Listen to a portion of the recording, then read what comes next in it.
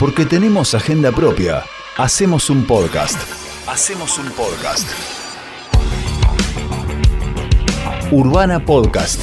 Para entender mejor de qué va la cosa. Esto es Tenemos Futura. Un podcast original de Radio Urbana. Tenemos Futura.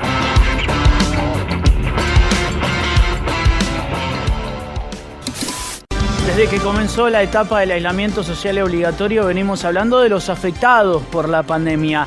Se los conoce como los pobres COVID. Son personas que hasta hace poco podían pagar alquiler, impuestos y pensar en vacaciones. Y hoy se acercan a municipalidades, comedores y merenderos a pedir comida con vergüenza. 19 millones de personas en la Argentina en esta situación de pobreza. La cuarentena ha cortado el modo de vida de millones y millones de personas que vieron reducidos sus ingresos casi a la nada y que están viviendo de lo que pueden. Pobreza subió 40,9%, la indigencia superó el 10%. La pandemia profundizó la crisis económica en la Argentina. Con una inflación interanual del 51,8% y un fuerte aumento en los precios de los alimentos, hoy la mitad de los argentinos son pobres. En Bahía Blanca, una familia de 4 integrantes necesitó en junio 67.577 pesos para no caer en situación de pobreza. Y necesitó 29.003 pesos para evitar caer en la indigencia. En este contexto, los comedores, merenderos y otros espacios comunitarios fueron el lugar de contención de miles de vecinos y vecinas. Soy Micaela Lencinas y esto es Tenemos Futura. Tenemos Futura. La pobreza en Argentina ya acumulaba un fuerte aumento por las políticas económicas de la administración del expresidente Mauricio Macri. Les dije que mi objetivo era reducir la pobreza. Desde la asunción del Frente de Todes y con una pandemia de por medio, la situación se profundizó. El Instituto Nacional de Estadísticas y Censos, INDEC, señaló que el 42% de la población se encontraba en la pobreza al finalizar el 2020. Otros indicadores del gobierno nacional registraron que, por la pandemia, casi la mitad de la población fue empujada a esa situación de vulnerabilidad económica. La socióloga e investigadora del CONICET, Ana Natalucci, analiza la realidad social en nuestro país de esta manera. Me parece que es una situación gravísima. Me parece que no solo por los indicadores conocidos que publica el INDEC, del aumento de la pobreza y la indigencia, sino también por aquello que tenga que ver con el incremento de la desigualdad y la precariedad en las formas de vida y del trabajo. Me parece que digamos, la pandemia generaba per se un deterioro de esta calidad de vida y que desde el gobierno no se implementaron todos los mecanismos necesarios para evitarlo, con lo cual me parece que esa situación crítica que había a principios de 2020 se profundizó. Como mencionamos, las organizaciones sociales en los sectores más vulnerables funcionaron como una red indispensable para sostener a miles de personas. Natalucci así lo entiende. Las organizaciones cubrieron un rol clave que tiene que ver con dos cuestiones. Por un lado, con una consigna que usó la UTEP, pero que implementaron otras organizaciones, que es como el barrio cuida al barrio, es decir, ante una imposibilidad fáctica de cumplir con el aislamiento decretado por el gobierno nacional, lo que hacen las organizaciones, digamos, por las cuestiones edilicias, habitacionales de importantes sectores populares, lo que hacen las organizaciones es tratar de que hubiera cierta circulación en el barrio para evitar como la propagación del virus en esos barrios. Y en ese sentido me parece que las organizaciones cumplieron un rol clave respecto de esa prevención en materia de salud, después inscribiendo a todos esos compatriotas en las listas de vacunación, ¿no? Me parece que en eso cubrieron un rol clave.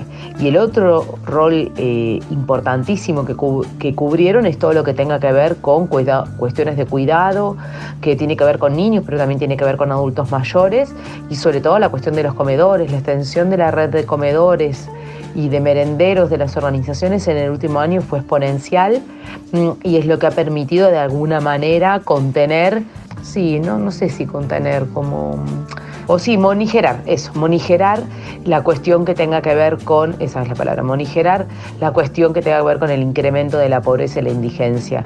Y sin duda, sin las organizaciones, la situación hoy sería muchísimo más crítica. Y allí, donde hubo que poner el cuerpo, ¿quiénes se expusieron poniendo en riesgo su salud en medio de una pandemia para ayudar al otro?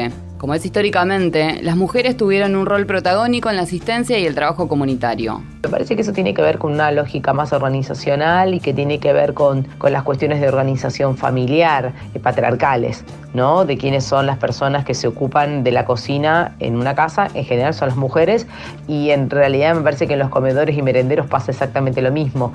Hay muchos estudios sobre organizaciones piqueteras y de por qué había más mujeres que varones, y tenía que ver con que la desocupación era más una vergüenza para los varones que para las mujeres, y que en algunas circunstancias había más mujeres, y esto está, digamos, también demostrado en los estudios que estudian tasa laboral de participación de las mujeres en el mercado de trabajo, que en los momentos de crisis eso se suele incrementar porque son las mujeres las que salen a cubrir trabajos de changas informales para, digamos, cubrir un ingreso familiar mínimo.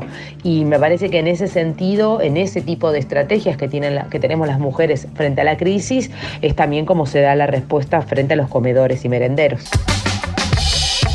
¿Cómo impactó esto en nuestra ciudad?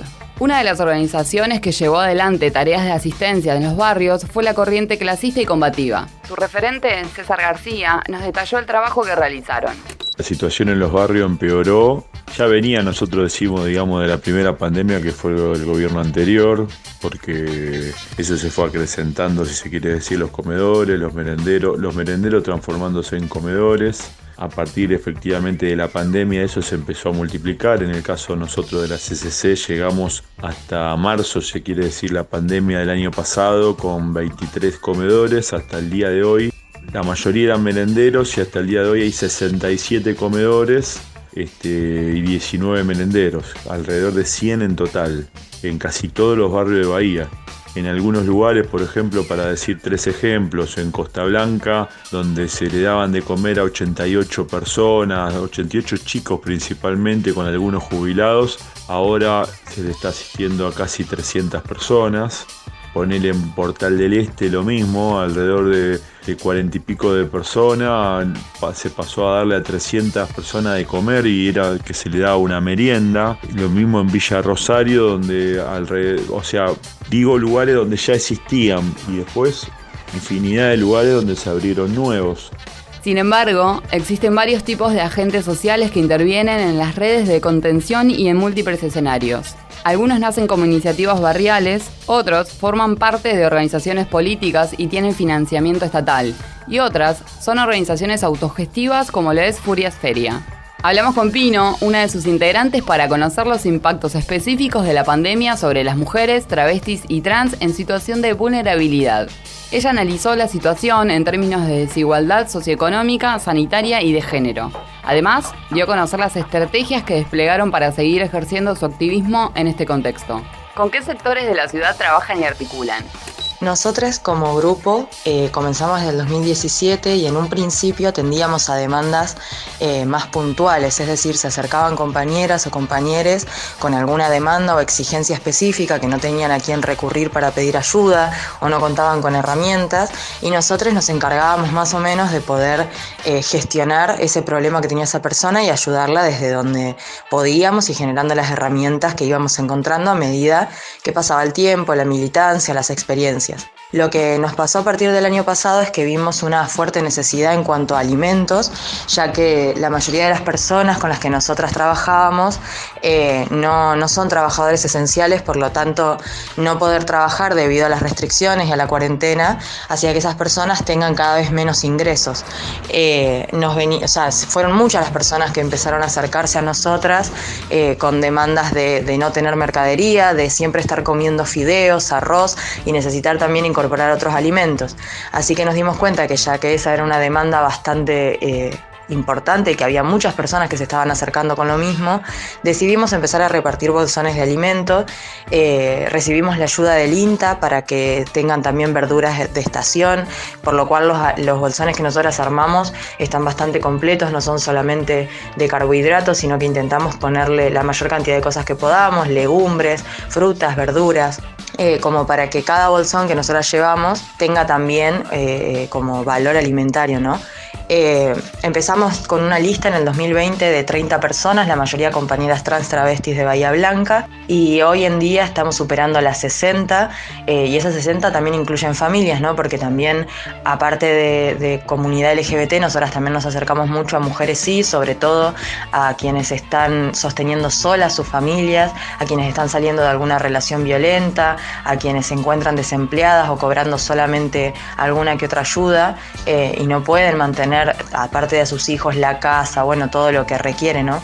Entonces nosotras también les acercamos bolsones a esas personas, a muchas trabajadoras sexuales.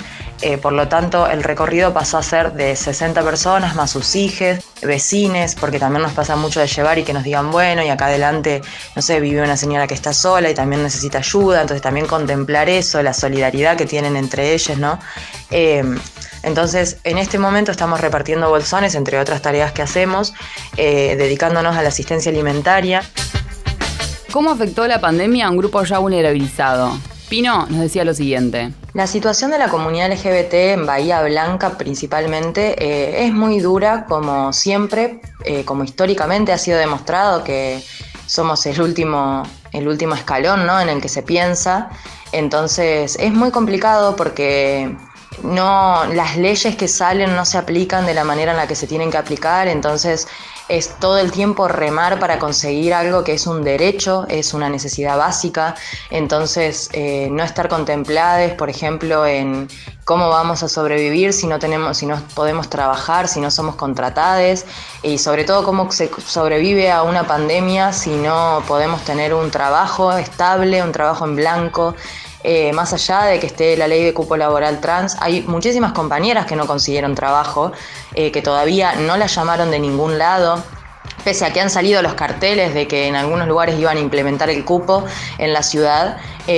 Son muchísimas las compañeras a las que todavía no han llamado y han mandado currículums a absolutamente todos lados. Y ni hablar que eso para las compañeras trans travestis, pero después hay un montón de otras identidades que siquiera están contempladas en este cupo. Entonces se vuelve muy complicado el acceso a la salud, el acceso a la educación, el acceso a la vivienda digna. Son un montón de derechos los que están vulnerados por ser de la comunidad LGBT, y uno va sumando y sumando y sumando reclamos y sumando deficiencias desde el municipio, y sin embargo no hay una respuesta, no hay una propuesta como para decir, bueno, a partir de ahora vamos a trabajar en esto. No hay absolutamente nada, las leyes no se cumplen. Hoy en día, si en Bahía Blanca te querés hacer una mastectomía, sí o sí tenés que recurrir a redes de autogestión, porque es muy complicado saber cómo acceder, a qué hospital ir, con qué profesional hablar, cuando es algo que está contemplado en la ley de identidad de género, y sin embargo se desatiende, sin embargo no hay respuestas. ¿Y el municipio alguna vez se acercó a preguntar qué necesitaba a la población travesti y trans de la ciudad? No recibimos ayuda de ningún lado, no tenemos articulación con el municipio, no porque no lo hayamos intentado, sino porque es sumamente agotador intentar llegar a esos espacios, porque es llamar y ser derivado de un número a otro, tener respuestas que no son ciertas, como sí, la semana que viene vamos a comunicarnos, y eso nunca pasa, y de tanto insistir también se genera todo un agotamiento que termina siendo mucho más fácil que nosotras sostengamos nuestra red y nuestro active junto a otras personas, junto a otros activistas independientes, junto a otras agrupaciones autogestivas, y terminamos generando toda una red que se sostiene y que con mucho esfuerzo se lleva adelante, mucho trabajo, pero termina siendo eso muchísimo más fácil que seguir pidiéndole ayudas al municipio cuando no hay predisposición ni generan ningún tipo de herramienta que nosotras podamos aprovechar para nuestro trabajo.